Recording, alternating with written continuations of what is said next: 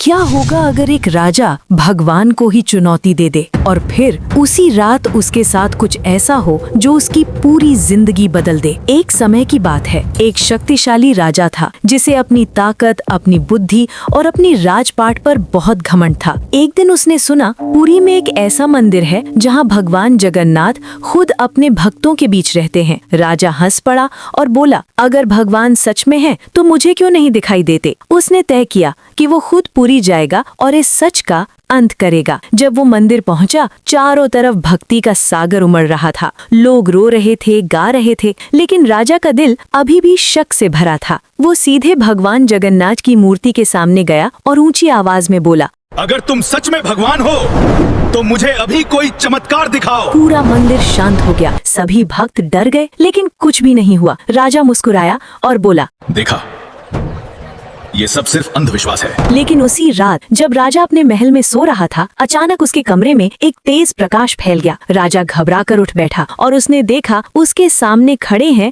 स्वयं भगवान जगन्नाथ। वो दिव्य रूप, वो करुणा भरी आंखें, लेकिन उनमें गहरी चेतावनी भी थी। भगवान बोले, मैं हर जगह हूँ, हर उस दिल में जो सच्चे मन से मुझे मानता है। लेकिन घमंड और शक इंसान की आंखों पर पर्दा डाल देते हैं। राजा के शरीर में कंपकपी दौड़ गई। उसका घमंड एक ही पल में टूट चुका था। सुबह होते ही वही राजा नंगे पांव दौड़ता हुआ मंदिर पहुंचा और भगवान जगन्नाथ के चरणों में गिर पड़ा। उसकी आंखों से आंसू बह रहे थे और पहली बार उसके दिल में सच्ची भक्ति जागी थी, क्योंकि भगवान को देखने के लिए आंखों की नहीं, विश्वास की जरूरत होती है।